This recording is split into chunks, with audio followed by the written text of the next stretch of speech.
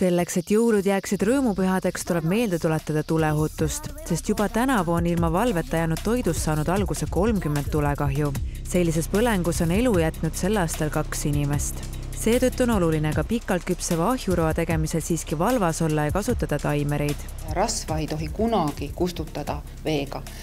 Kui on rasv põlema läinud fritüüris, pannil, ahjus, siis tuleb kõigepealt see küttekeha, see pliit või ahi välja lülitada. Põlevale potile panna gaas peale, sest et mida vajab tuli põlemiseks? Seal on 3 komponenti, see asi ise, eks ole, mis põleb, siis temperatuur meil pliidi näoleks ja hapnik.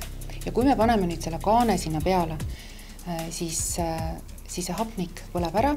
Nüüd me ei tohi kindlasti kohe seda kaant kergitada, sest et kui me siis selle kaane kergitame, siis see puuduv hapnik tuleb uuesti, pääseb ligi. Lisaks toidu tegemisel hoolas olemisele tuleb arvestada ka tulekollete jälgimisega.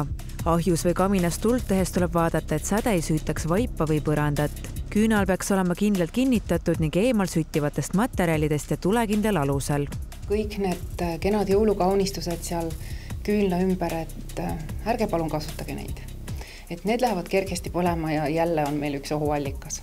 Kui on valida, et kas ma panen nüüd need elektriküünlad sinna kuusele või ka selle lahtise tulega küünla, siis kasutame elektriküünlaid. Ja kõik, kus on elekter, kus on ka need jõulutuled, et kuigi seal on koormused väiksed, aga ikkagi elekter on elekter. Et kasutame neid siis, kui me oleme ise kodus, ise toas, ööseks ka, kuigi me oleme kodus, aga me magame, me oleme kaitsetus seisundis. Päästeamet soovitab kingikotti planeerides teada, et järgmisest aastast on vingugaasiandur kohustuslik kõikides kodudes, kus on korstnaga ühendatud gaasiseade või tahkeküttel töötav ahi, pliit, kamin või katel. Ehk on just see elupäästev kink veel kotist puudu.